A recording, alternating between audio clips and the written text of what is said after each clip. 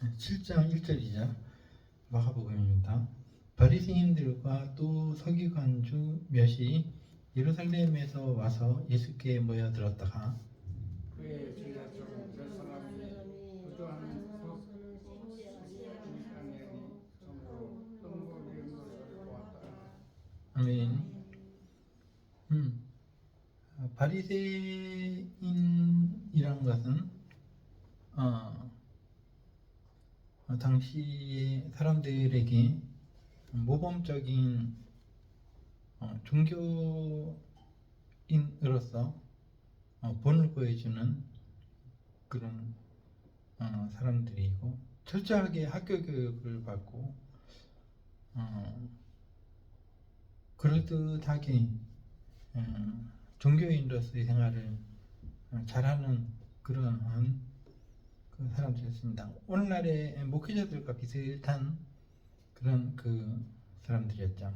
또 서기관은 오늘날의 대학교, 신학교 교수들처럼 성경 공부를 깊이 하는, 성경을 필사도 하고 가르치기도 하고 하는 그런 사람들이었습니다. 그들이 예루살렘에서 어떤 일로 왔는지는 기록이 안 되어 있지만은 보내진 사람들일 수도 있고, 예수라는 사람이 갈릴리 지역에서 크게 군중들의 인기를 얻고 있더라, 가서 알아보고 와라, 이렇게 그 예루살렘의 그 중앙에 있던 종교 지도자들이 보냈을 가능성도 있고요. 그래서 예수께 그들이 모여들었다. 2절. 그런데 예수님의 제자 중 몇 사람이 손을 씻지 아니하고 빵을 먹었다.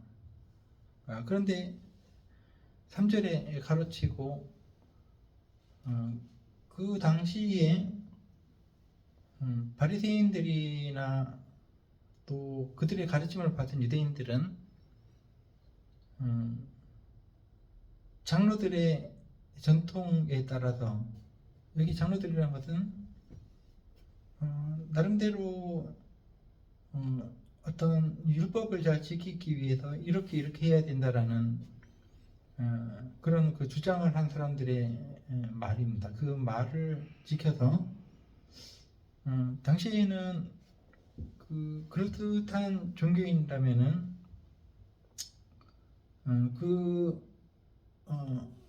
전통을 잘 지켜서 음식을 먹을 때도 손을 꼭 씻고 먹고, 또 시장 같은 데 가서 있다가 돌아와서도 물을 뿌려서 자기를 정결케 한 다음에 음식을 먹고,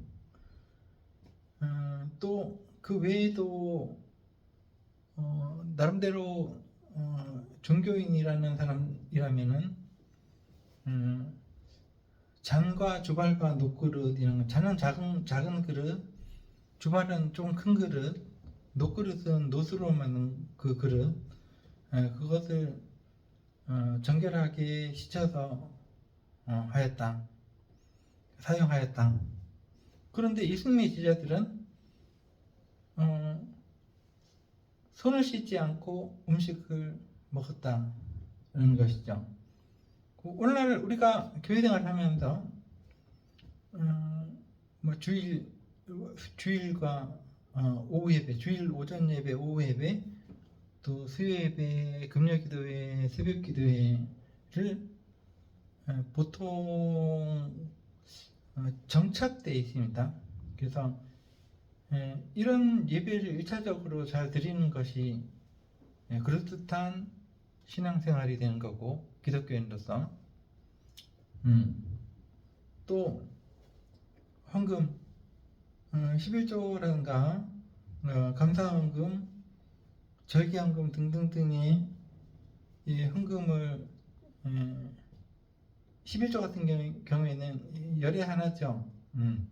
그런 것들을 잘 드리는가에 따라서 이 사람이 참 훌륭한 종교인인가 기독교인인가 아닌가를 판가름할 수도 있는 문제고, 또 어떤 직분을 줄 때도 장로나 권사나 안수집사를 세울 때도 정해진 어떤 그 규정, 헌금 규정에 따라서 11조를 잘 했는가 혹은 각종 헌금들을 잘 했는가라는 것을 조사해서 어떤 그 자격이 있는가 없는가를 판가름하는 자료로 삼는다라는 것이죠. 또 더 있다면은 봉사. 이 사람이 기독교인으로서 참 괜찮은 기독교인으로서의 삶을 살고 있는가라는 것을 판가름하기 위해서는 어떤 봉사를 몇 시간을 했는가, 어느 기간 동안 어떤 봉사를 했는가라는 것으로도 사람을 판단하기도 하죠. 이게 오늘날 우리가 그 사용하는 전통적인 사람 판별법입니다. 그러나 예수님 당시에는 사람들을 판단할 때 손을 밖에 가서 있다가 집에 들어와서 음식을 먹기 전에 손을 잘 씻는가, 이것이 이 사람을 판별하는, 이 사람이 괜찮은 사람인가 아닌가를 판별하는 그런 자료가 되었습니다. 그 외에도 밑에 나온 내용들이 그런 것인데, 그래서 바리새인과 서기관들이 예수님께 질문하기를, 당신의 제자들은 왜 손도 씻지 않고 음식을 먹느냐? 당시 사람들의 시각으로 보면은 안 괜찮은 신앙인이었던 거죠. 불경한, 부정한, 종교적이지 않은 그런 것이었다라는 것이죠. 그래서 비판을 하는 것입니다.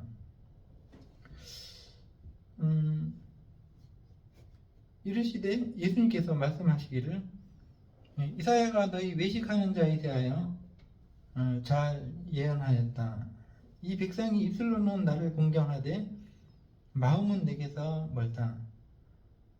사람의 계명으로 교훈을 삼아 가르치니 나를 헛되이 경배하는도다 하였느니라. 너희가 하나님의 계명은 버리고 사람의 전통을 지키는다. 또 이르시되 너희가 너희 전통을 지키려고 하나님의 계명을 저버린도다. 모세는 내 부모를 공경하라 하고, 또 아버지나 어머니를 모욕하는 자는 죽임을 당하리라 하였거늘, 너희는 이르되 사람이 아버지에게나 어머니에게 말하기를, 내가 드려 유익하게 할 것이, 그러니까 내가 부모님께 드려 좋은 것이 있을지라도 고르반, 즉 하나님께 드렸다 하고 하기만 하면 그만이라라는 법을 만들어냈다라는 것이죠. 고르반은 하나님께 드렸다, 이건 헌금이다 이 말입니다. 그러니까 부모님께 드릴 그 돈을 안 드리고 이 돈은 헌금할 겁니다 이렇게 하기만 하면은 부모님께 안 드려도 된다라는 법을 만들었다는 것이죠. 그게 12절에 보니까 자기 아버지나 어머니에게 아무것도 드리지 않는다라는 것이죠. 그렇게 함으로써 너희가 전통으로 통해서 그 알고리즘, 너희의 어떤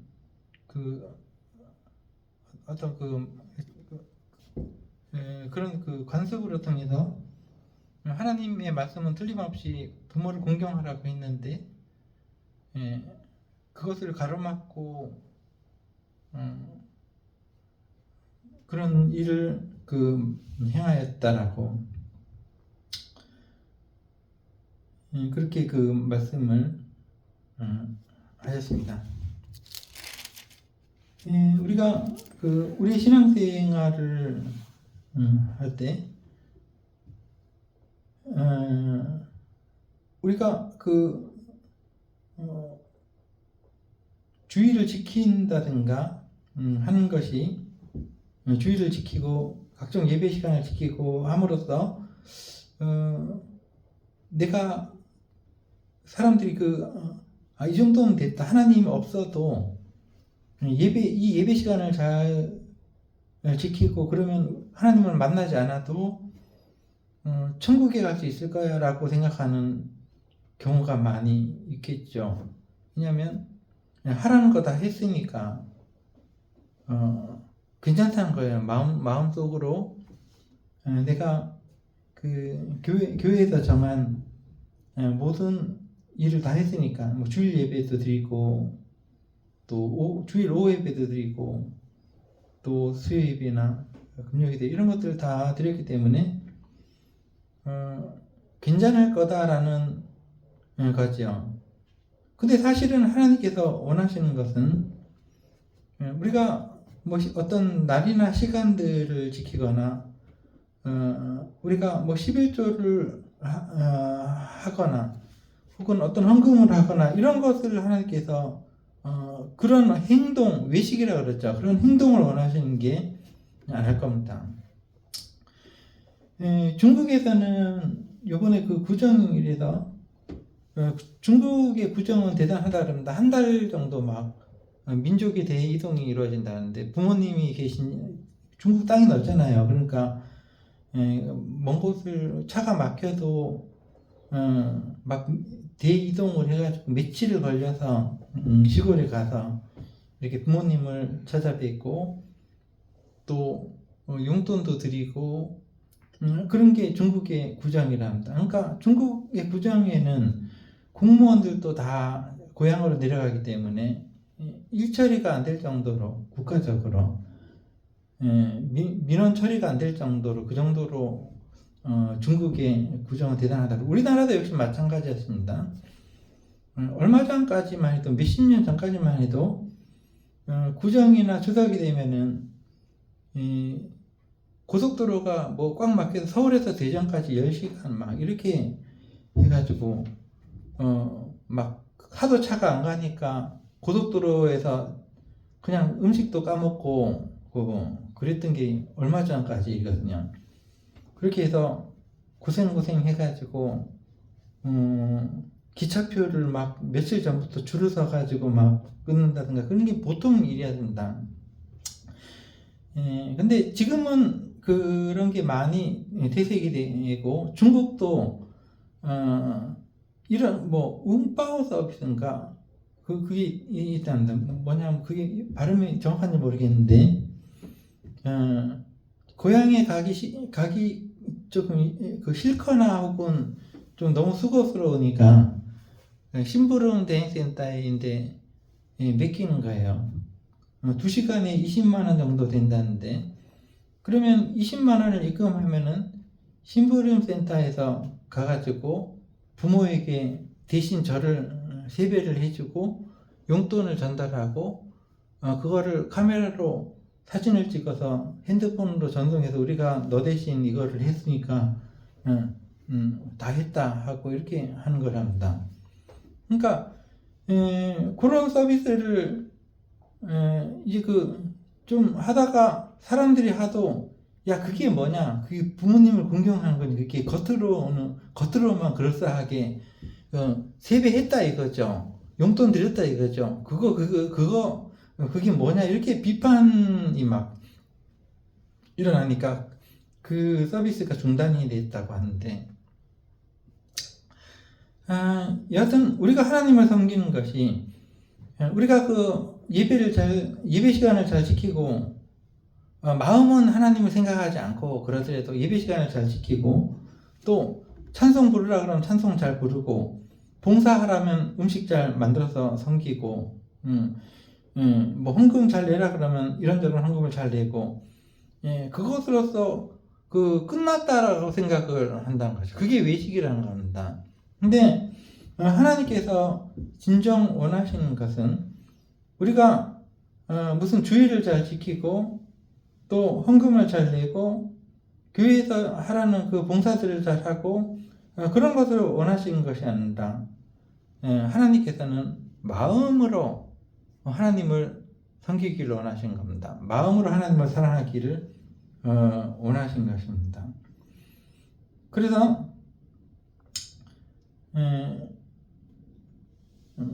우리가 지금 지키고 있는 게 사실 수요 예배, 금요 예배도 하나님께서 명령하시는 게 아닙니다.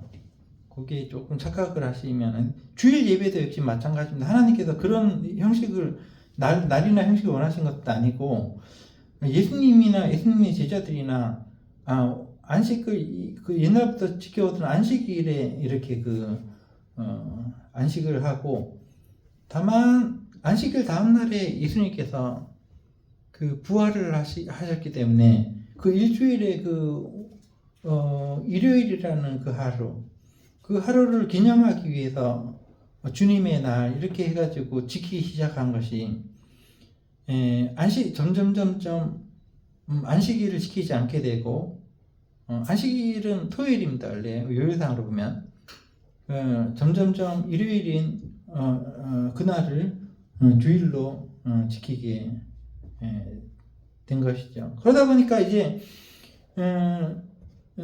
매일매일 이제 주일날만 모이는 것이 아니라 그래서 좀 더 자주 모이자 해서 수요일, 금요일에 금식했다는 기록도 있습니다. 있는데 수요일, 금요일은 정식 예배가 아니었고 그냥 모여서 수요일은 함께 하나님의 말씀을 공부하는 그런 날이었고 금요일은 조금 더 이제 하나님께 기도를 중심으로 하는 그런 날로 점점 발전이 된 것입니다. 그래서 오늘날에 우리나라는 기독교를 받아들이면서부터 대부흥운동이 일어나서 수요일 예배 또 금요일 심야기도회 심야기도회가 아니었어요. 옛날엔 철야기도회였습니다. 원래 심야기도회가 어디 있습니까? 밤새도록 기도하는 거였지. 금요일이 딱 좋았어요. 왜냐하면은 토요일은 밤공일이라고 해서 오후에는 직장에서도 쉬고 또 일요일 주일에도 쉬고 그러니까 금요일이 적당했던 겁니다. 우리나라 특성상 그래서 밤새도록 기도하는 어떤 날이 금요일이었고 금요 철야기도회 그것이 정착이 되었고 수요일은 또 예배로 정착이 되고 이래가지고 된 것이 원래는 성경에는 주일 이 개념이 없습니다. 거의 없고 수요일 금요일은 뭐 말할 필요도 없고 그러나 우리 하나의 전통입니다. 우리의 여기 실제로 장로들의 전통이라는 말과 비슷합니다. 우리는 기독교로서 그런 어떤 전통을 가지고 우리 교회가 운영이 되는데 그러나 예수님께서는 정식으로 우리에게 질문을 하십니다. 그것이 외식하는 것이 아니냐. 입술로는 겉으로는 나를 공경하는 것 같아 하나님을 공경하고 경배한다는 말하고 공경한다는 말하고 똑같은 겁니다. 예배한다는 말하고 똑같은 겁니다. 근데 그런 어떤 형식들로 통해서 꽤나 나를 공경하는 것 같지만은 사실은 마음으로는 나를 멀리 생각하고 나를 사랑하지 않는다. 이렇게 하나님께서 말씀하셨다는 이사야의 입으로 통해서 6절 여기 부분에 보면 이사야로 통해서 이렇게 말씀을 하셨다는 것입니다. 그래서 우리의 신앙생활이 이런 어떤 날을 지키고 시간을 지키고 예배를 드리고 또 헌금을 하고 또 봉사를 하고 이런 것들이 다 우리의 교회 생활이지만은 그런 것들이 헛되이 경배하는 것이 안 되도록 헛되다는 것은 거짓되었다, 쓸데없다, 쓸모없다 그런 겁니다. 그런 것들이 되지 않도록 마음으로 하나님께 진정한 믿음과 또 경배를 드리고 감사와 찬송을 드릴 수 있는 그 여러분과 제가 되기를 기도하겠습니다. 예. 네, 기도하겠습니다.